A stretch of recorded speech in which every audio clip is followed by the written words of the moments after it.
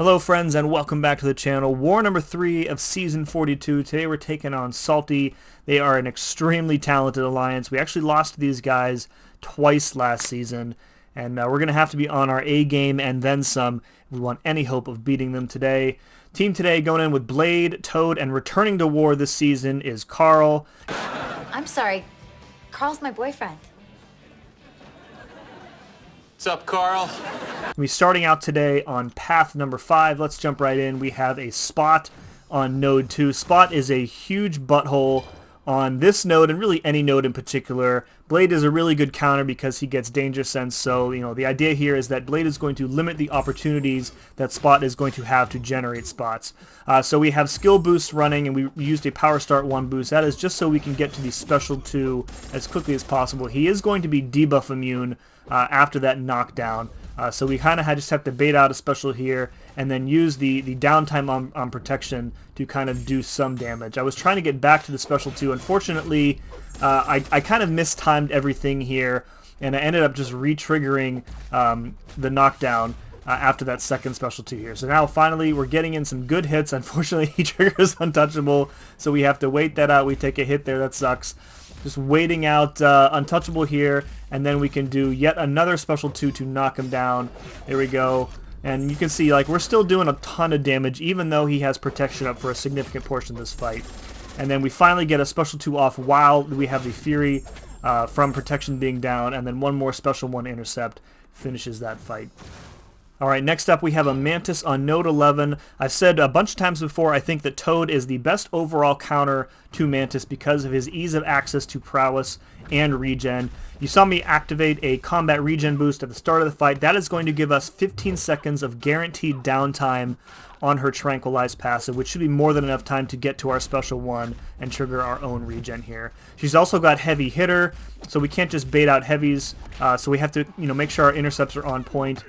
If she triggers her special 1, which I think she does do at some point in this fight, again, Toad doesn't really care about it at all because he has permanent prowess passives as long as we don't use our special 2, so we can just get to any special attack and trigger it there, and that's going to remove the encroaching sleep.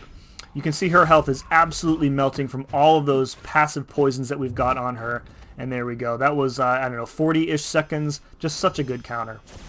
Okay, next up, Nick Fury on node 24. Actually got a comment on my previous video that my war fights are boring and that what I do in Tier 1 is very simple and nothing special. So here's a tricky one for you.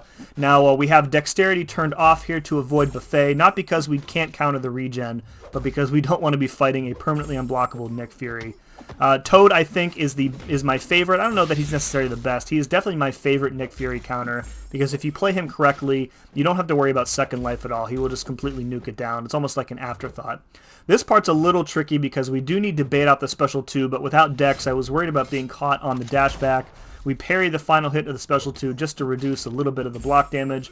And then at this point, we're getting close to the end of the fight, and I want to make sure that he has at least 1 active poison on him so that when he shrugs it off, that's going to turn into a passive at the end of his first life, and there we go. Second life pretty much ignored at that point. So, very simple, nothing special there, of course. Okay, last fight of the war for me is a Super SKRULL on node 32. This should be an easy fight with Carl. Going to be in Uru form for the bleed immunity. Very good matchup here. He's going to have a lot of buffs ending, plus our form is going to be paused from the bleed, so we should be having no issues keeping up our Uru form here. Going to go for the SP1 Dex there, and then we get nailed in the face, and that's because I forgot to turn Dexterity back on after the Nick Fury fight. So I'm like, what the heck is going on here? I try and do the Dex again. I'm very comfortable with that special 1 Dex.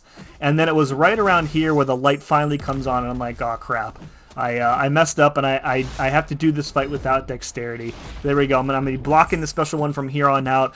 Going to be trying to bait special 1s this whole fight. I don't want to push into the special 2 because it's energy damage, and we have no resistance to energy in Uru form here. So the other problem in this fight is that since Super SKRULL has pretty much an armor up active, multiple armor ups active for the entire fight, that he glances basically everything, including our vulnerabilities. So I'm trying to refine via the medium, light, medium to consume some of those morph charges and apply a big vulnerability passive to him, but What ends up happening is like it's consuming the charges. You can see the regen triggering here and there, but it doesn't actually apply the vulnerability passive. So as a result, this fight is like really long.